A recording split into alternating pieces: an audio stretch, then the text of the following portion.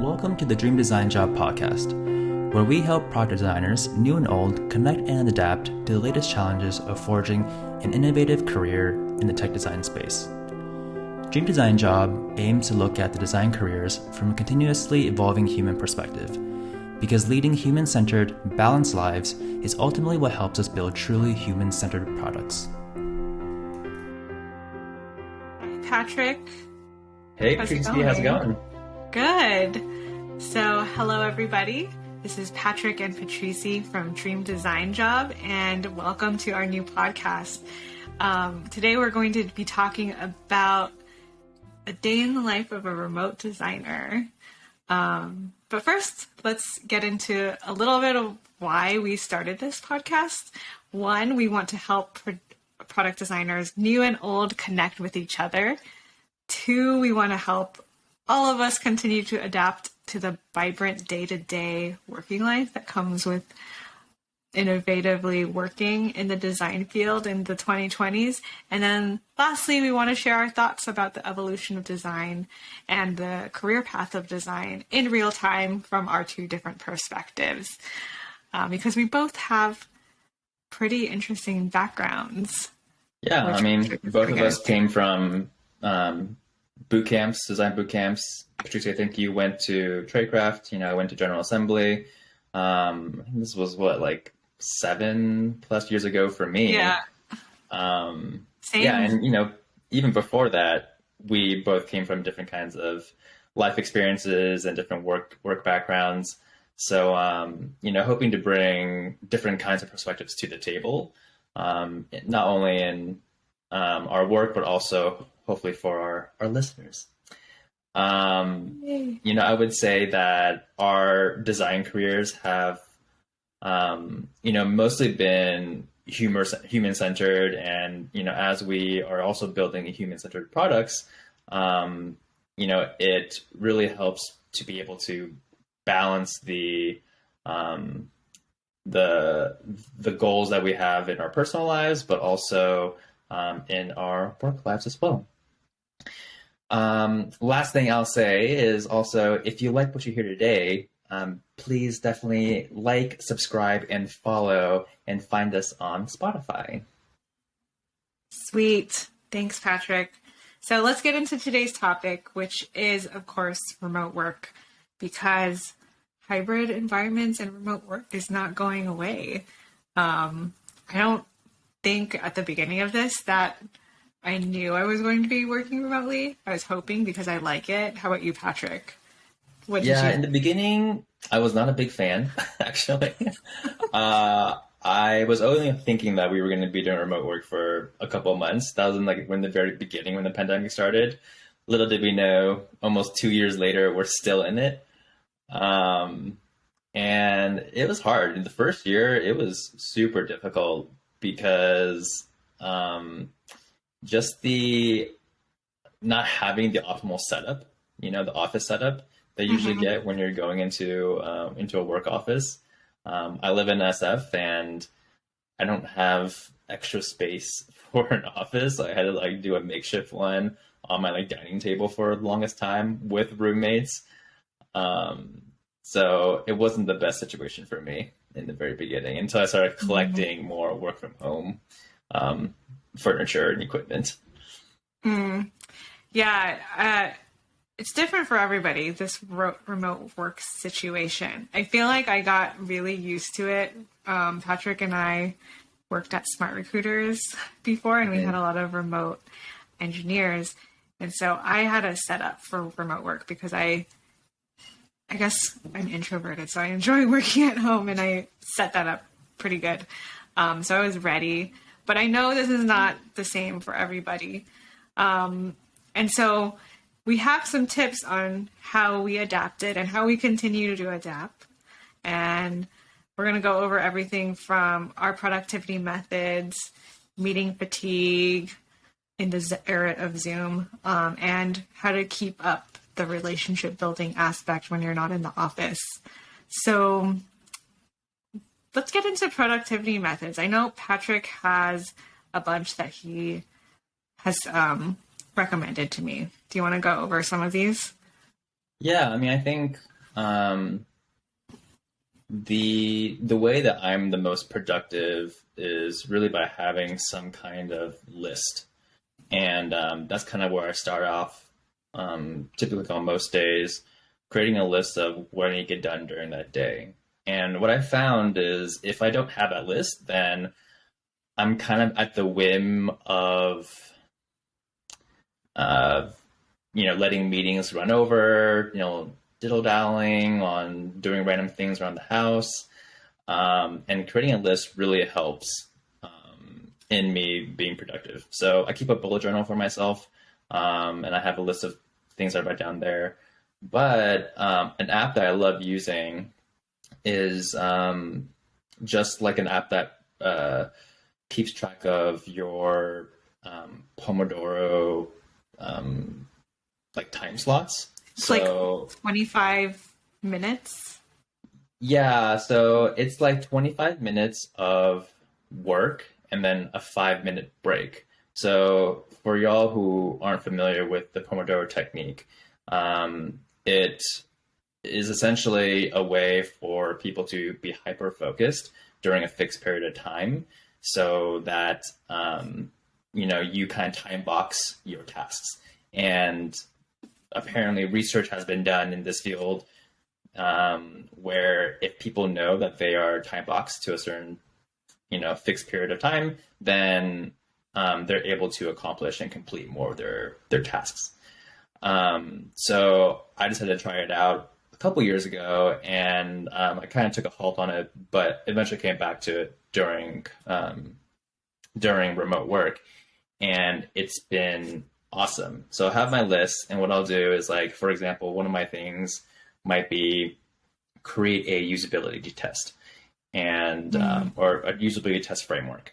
So I'll open up, my Quip software app, which is what Salesforce uses, and I'll go in there and I'll start my timer at 25 minutes, and at the end, I'll just try to get as far as I can. And then I'll take a 5-minute break. Even if I'm in the middle of a thought, I'll still take that 5-minute break. And then I'll start a new Pomodoro right after. And after 4 Pomodoros, then you get I believe you get like another like 15-minute break. So that really helps break up the day for me and allows me to really time box and focus during that time. And that's when I like mute and like do not disturb on my phone, on my laptop, on my like Slack messages. So that just like helps me get it done. Nice. What do you do on your 15-minute breaks? What do? I get a snack, or maybe I will just lie and take a quick nap. Lie down and take a quick nap. It really depends on how tired I am. That's cool. Do you ever feel like when your 25 minutes is interrupted and you're in a mid-thought or mid-task, you never feel like you're missing out, or like you don't get this sense of, oh my God, I need to finish that? Or I do. Okay. I do. When I get close to my the 25 minutes, I'm just like speeding up, which also I think is pretty good because it really helps me. I don't know. It just when there's like urgency attached to a task, at least for me, what I found is that like I'll have to like step up to that challenge, right, in order to complete it. I think it's totally mental and psychological. So, but it seems to help me a lot, and it seems to help a lot of other people as well. Yeah, I feel like for those who really work best with a sense of urgency, Pomodoro technique is for you. It's really good. Check it out. Download it in the App Store or Google Play Store. Cool. Yeah. I'm more of a text editor, Notion, Trello type of person. I actually keep tasks in Gmail and in Google too. It's not a perfect system, though, I will say. Sometimes things slip through the cracks. But I think it helps me visualize. I guess it's because I'm very visual. And so seeing blocks of time on my calendar really helps me understand, like, I have this much time to do this much time to do that. And then it builds in breaks in those long chunks. So I just kind of take breaks whenever, but obviously that can have its downsides because sometimes I just am like, oh, I finished this. Let me take a long lunch. What do you do when you have too many meetings? Do you ever like block out time in your calendar? Too many meetings. I do block out my calendar. Usually only on one day per week. And you really have to hold your boundaries against something like that, because eventually people will be like, oh, you're just doing heads down time, depending on the culture of your organization. Yeah. Sometimes people are like, oh, this is really important, so it trumps your heads down time. And so honestly, like, over time, if you like let go of those boundaries and make exceptions, then that happens. But yeah, normally it does work because people respect the calendar. Yeah. That day is Thursdays for me. Where it's like heads down time, no meetings day kind of a thing. Does it work for you, or do? Totally. Unless there's something super good. urgent, like there's like a high priority executive preparation meeting that I need to like do in order to, like, I don't know, get some alignment for my PM or engineering. Mm-hmm. But typically most people respect that day as like a heads down. That's good. Yeah. One thing I will point out about how I use Notion and Trello, those are both project management softwares. So you can like create your own boards on them. And I create a board for each day of the week, and underneath are the tasks. And so like if a task for some reason doesn't get finished on Monday, then I move that to Tuesday. And then when a task is done, then I archive it or I delete it. And the visual aspect of this helps me understand like where in the day or in the week things are looking really heavy, so I can move things around. Do you ever like sort your tasks by like priority? Yes, by color. Okay. Mm-hmm. So you usually do the high priority ones in the beginning? Yeah. Mm-hmm. Yeah. It's a good method. So, and then if things don't get done, do you move them to the next day? Yes. But I am pretty strict about trying not to move as much as possible to the next day, unless there's like a dependency on something else, then I will do it. But that helps me keep track of what I'm getting done also. So, yeah, these are pretty good productivity methods. The last thing I'll say about that is, it doesn't really matter the kind of app or tool that you use. It really just comes down to actually building a routine around it. Because the Pomodoro app, like, Notion, Google Calendar, Trello, like, they're awesome tools, but only if you consistently use it. It's true. This is a good point. Yeah. It's all about what tool trains your task mindset the best. Cool. So next thing we want to talk about is how to handle meeting fatigue. So pre-COVID, we had in-person meetings, but post-COVID, it's all Zoom for most people. So yeah, anything you want to add about that, Patrick? Yeah, I mean, first thing I'll say is, like, with meeting fatigue, I didn't even know what that was until like COVID times. And it's just like you're on the computer the entire day. All day. Right? There's like no, I mean, I don't know about you, Patrici, but for me, like, there's just like no break. And even during lunch hours, sometimes, like, people schedule meetings. It just felt like I got busier. during, by doing remote work than going in person. And I think it's an interesting phenomenon because when I think about how my meeting culture was before, maybe the amount of meetings are the same, but the difference is, when you had to jump from meeting to meeting in person, you have like a couple minutes or maybe even like a minute to like maybe run to the restroom, take your eyes away from the screen, go for a walk, right? Like that is non-existent in the remote space. Because right when you jump off your meeting, you're already like a couple minutes late because that meeting ran over, and then you jump immediately into the next meeting, and there's no like mental or physical break. Yeah, And I think or that's like, you leave yeah, a meeting and then you get a bunch of Slack messages. exactly, yeah, and that's what causes this fatigue. Um, so I definitely miss the in-person meetings, just purely from like also from like a face-to-face perspective. Hmm. Um, I think there's definitely like a physical element that's missing in, Zoom or virtual settings. Um, but yeah, waiting and craving for the day that we can go back. Yeah. What would you say is different about meetings these days?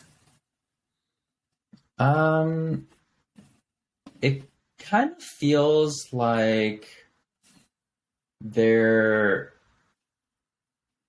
they meetings nowadays are always running late. I don't know why. I think in the beginning of the meetings, there's just more um like catching up. Like, oh, like Yeah. how's your day been? I mean, that has always been there.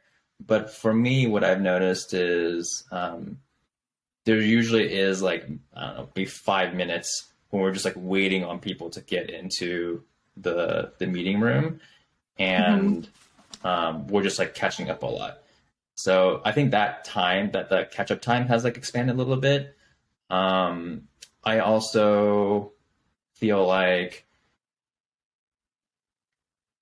people's like cameras aren't always on, so that kind of like is a bummer. I mean, maybe that's Does another your topic company have a altogether. rule about that? Because I know some companies have meeting rules where everybody has to have their cameras on.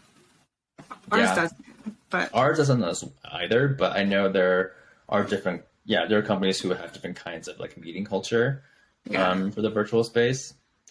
But yeah, our like there's like this one meeting that I go to with my engineering team and my product team where like everyone has their camera off except for me and the PM. And then it's like 15 people like in the room, and I'm just like, this is weird. Yeah, that's a good point. I feel like I got used to that because that happens in so many meetings. And like there's like really good reason for it because everybody is having kids in the background or there's like other things that might be happening that they don't want to distract the meeting from. Yeah, But yeah, it does add an element of talking into a black hole or a yeah, void and you're not getting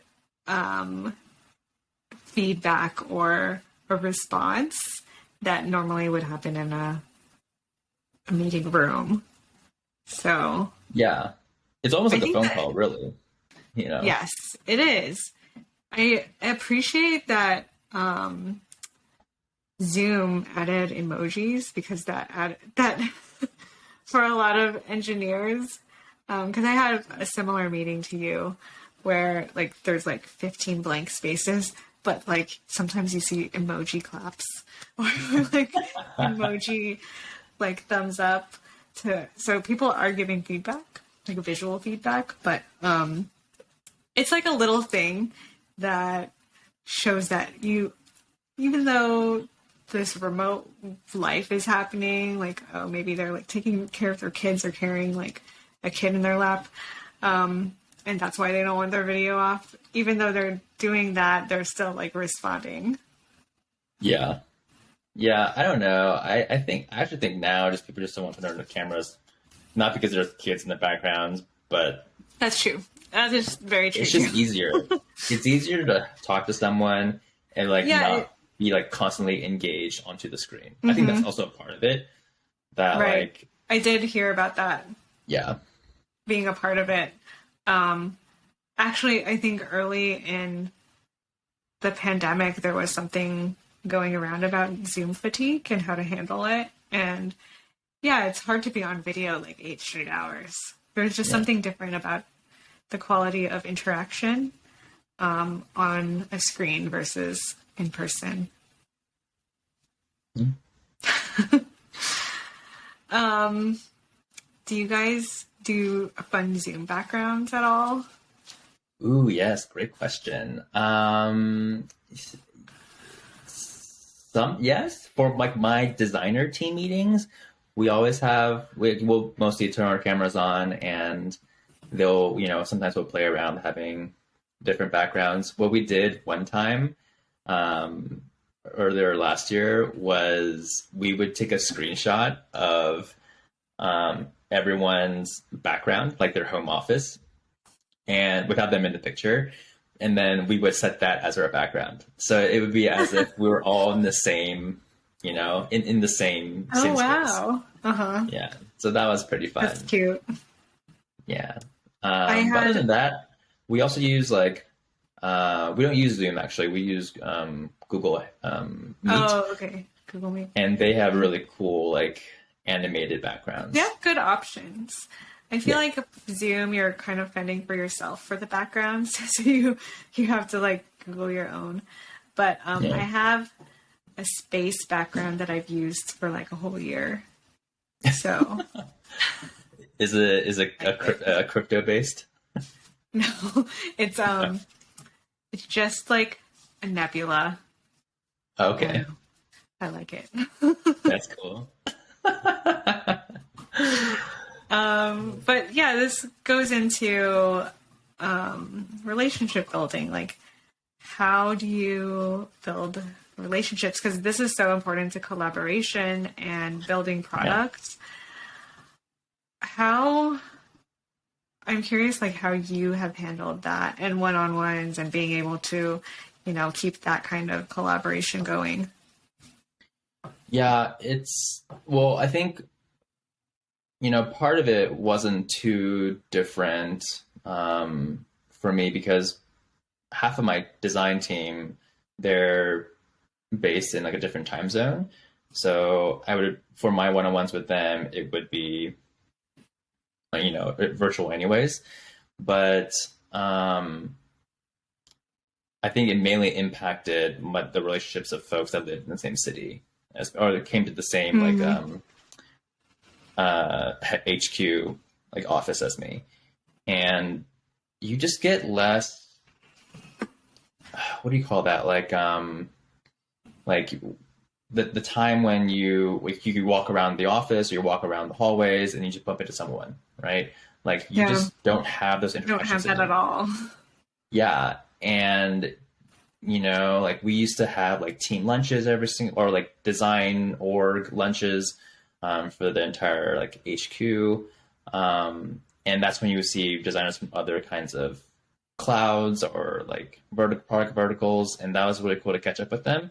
Like we just don't have that anymore, and my like relationship bubble has like totally shrunk to my team, my like design Mm-hmm. team, and my Scrum team. And I had to be super intentional to schedule one-on-ones with folks in other like in other clouds or in other products. It's just hard, and you have things like meeting fatigue in mind. You don't want to like put another one-on-one, another meeting on someone's calendar just to Yeah. like catch up. So it's hard. Lately, what I've been doing is for folks that like kind of live close to me, we'll like do walking one-on-ones. We'll meet up in person and Oh, we'll just like do nice. walking one-on-ones. And that has been such a lifesaver. I'm so thankful for those kinds of like, those kinds of relationships. Mm-hmm. Um, but it's only because they live so close to me that we can do that. Do a lot of people on your team still live pretty close to the office or close to you? I don't think so. I think there's definitely been an exodus of sorts out of San Francisco because they don't need to live there anymore, right? They can go, people can go back to live with their families, or most of the people want to like go into nature, so they move to places like like a Denver or like a Portland or Seattle or something like that, just so they can get more like nature exposure instead of being stuck in like a city, and really like a city that's like pretty dead, especially given the COVID restrictions and everything like that. Yeah, I wonder, I mean, we probably don't know the depth of this change yet, but I'm wondering, like, there used to be this talk about how cities were centers for pollinating ideas just because people were such in close proximity to each other. But now that people are spreading out and coming into contact with nature, but also work-life balance and family, I'm wondering how that could contribute to building products differently. I haven't really been able to tap into what that could look like. But I wonder, it's just a thought. Yeah, totally. I think the way that we perceive the world is forever changed, right? Like, do I think that COVID's going to be around forever? Probably. I think it will, and I think remote work is not necessarily going to go away. I think a lot of companies have adopted work from home, like remote work policies that where, they've really had like a really strong in-office culture, right? Like you think about like a Google, for example, right? They had a very strong like in-office culture, but because of the pandemic, like they've changed that, allowing people to work from home. Even when like COVID is quote unquote over, like allowing people to work from home a couple of days of the week, right? And allowing folks to, like their employees to work like a month or like 2 months, however many weeks, out of the office to do whatever else, to work wherever they want, are new policies for Google. And same thing with Salesforce, like that before we didn't adopt like a work from anywhere kind of culture, and a lot of people left, right? A lot of people were like, I want to be part of a company that has that kind of flexibility. And I think many companies will follow suit if they haven't already in adopting and having some policies around remote work. Yeah, I think these policies might end up affecting product design in really interesting ways, just because, allowing people to be in different places rather than just one place. We saw like 7 years ago, probably up to the pandemic, people were building things for the city or for the city environment. And we couldn't help it. Like we would try to think out of the scope of that, think back to like, where we all came from, problems that we've encountered in life or that we think are important, but that maybe we weren't so in touch with just because we're so focused on being in tech in the city and don't really have that scope of vision. I'm wondering, I'm just curious to see like how product design collaboration will change and include a lot of these really interesting new perspectives. Collaborating from all over. Okay, which leads me to the last point we wanted to talk about, which is finding motivation and having a more balanced lifestyle. Because I do think another positive to this is that people are maintaining a more balanced lifestyle. And if not, like, what are our tips for doing that if we're like overwhelmed with work and unable to do that, even if we're working remotely? Yeah, that is the question. Um, and the mental health is what's like comes to mind for me, and thinking about how do I put myself in a mentally healthy state when I can't control certain things around me. Um, and for me, it's really about setting up boundaries, especially in with like my work hours. Hmm. Making sure that I sign on at a certain time, sign off at a certain time, incorporating routines like exercise and, nutrition and meal prepping, like that kind of stuff is tremendously helpful in creating a stable and safe mental state for myself. So I was feeling really unmotivated, maybe like a year into the pandemic, and I was like, "What is going on? I don't know why I'm feeling this way." Mm. And it wasn't just about work; it was about like everything, like my relationships, friendships, work, and I was just like meh about Things were life. changing. Yeah, and it was like kind of concerning to me because I was like, "This is I don't know how to deal with this." Um, and I latched onto anything that gave me any sense of motivation. And for me, that was like exercising. It was trying to learn something new that was exciting to me. So, you know, past like 4 months, I've been learning how to swim. Like that has been my Nice. thing. And what's cool about learning something new is you see yourself improving and you see yourself like incrementally improving, and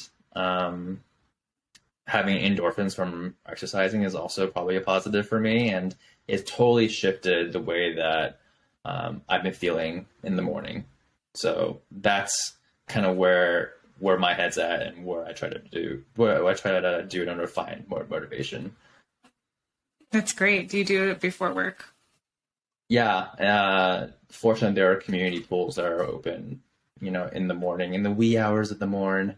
It's really Nice. How difficult to wake early? up, but uh, it feels good to have finish a workout Yeah, before you start work. before. Yeah. Yeah. How about you? Makes the day a little bit longer. Yeah. Um, I what have I been doing? Well, like right before the pandemic, I got my yoga certification, so I Yes. knew how to like do yoga on my own. So I kept that pretty consistent. And then when gyms opened back up, I went to one. Not super consistently. I go like once a week because those workouts are hard, like the boot camp Yeah. workouts. I do want to up that a little bit, but I usually do like gym once a week, like intense gym work once a week, and then yoga around that, plus meditation. So all of that together has been really helpful. And just learning a lot of the different mindfulness techniques out there has been pretty similar to like you like learning something new. I've learned like so many different things. It's really quite fun to me. Like this week or this month, I'm doing qigong. Ooh, It's nice. definitely it helps, especially because I tend to be like a big thinker, and all of any physical activity grounds the body or like puts you back in your body. So it reminds you like, oh, I am a person Yeah. and I don't always just exist on a screen. So anything that brings you back there, I am always all about it. Yeah, that's awesome. What I'm hearing is like being intentional, right? Yeah. Like finding that Hmm. motivation, whether it's exercise or, being Learning. mindful, Yeah. meditating, right? Being intentional with that time and making sure that that time is respected and has healthy boundaries and structures, that's going to promote that more balanced Exactly. work-life balance. Yes. Awesome. Thanks, Patrick. Lastly, we want to go over predictions. So the evolution of remote work through 2021 and beyond.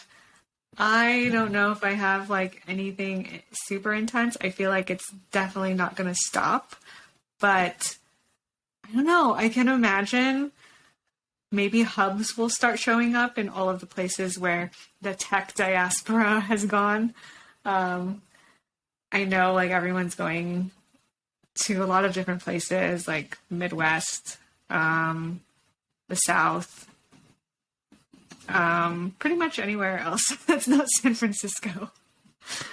So I could imagine people like, wanting to come back together in person and traveling to meet each other. That might be an interesting development. Kind of like how we used to go to Poland for 2 weeks at a time to be in person. Except this will be kind of like, what do you call it? A trade. Like we trade locations or we visit each other. So I can see that. Yeah, I think, what I see for 2022 is I think people are getting more comfortable with seeing folks in person. I think the extreme days of the pandemic of like lockdown are, knock on wood, behind us. And yeah, just folks are like feeling more confident, probably because they're vaccinated or, maybe the newer strains are like less potent, whatever that may be. Like, I just see like a trend of people feeling more comfortable going back into the office. And I think 2022 is going to be a year where there's a lot of hybrid work, where you're going to be working, maybe a few days in the office and like a couple days at home. And I think that comfort is being also brought out by the, just like the issues that people have with working from home, right? Like they don't want to be able to, they want to have time away from their kids, for example, right? Sending them to daycare, sending them to school. So they want like a space to be able to like be mentally present in their work without having been distracted with other things around the house. So I think that's what 2022 work is going to be like. It's going to be a hybrid, trying to move back into the office potentially in 2023. Yeah. You heard it here, everybody. 2022 is the year of the hybrid. Right, we're going to look back on this recording a year from now and be like, Patrick, you were so wrong. We'll see. So let's get into the lightning round.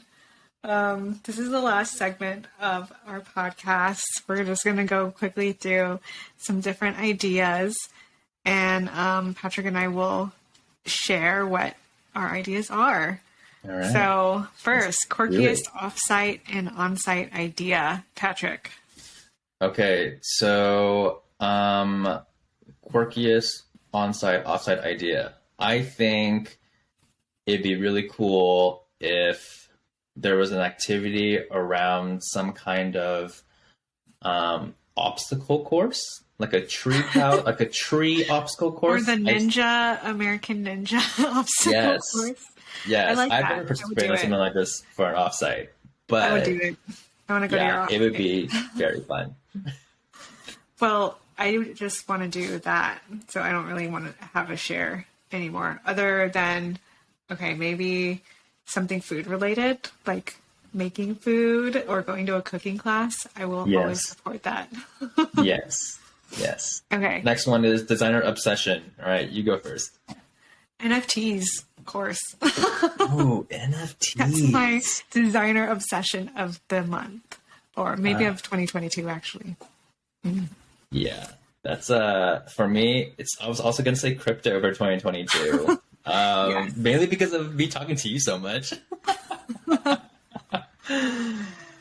Yeah. Crypto is gonna. We're gonna- I mean, yeah, it just seems super interesting and very new. So It's a excited to playground see for what design, happens with it actually. next year.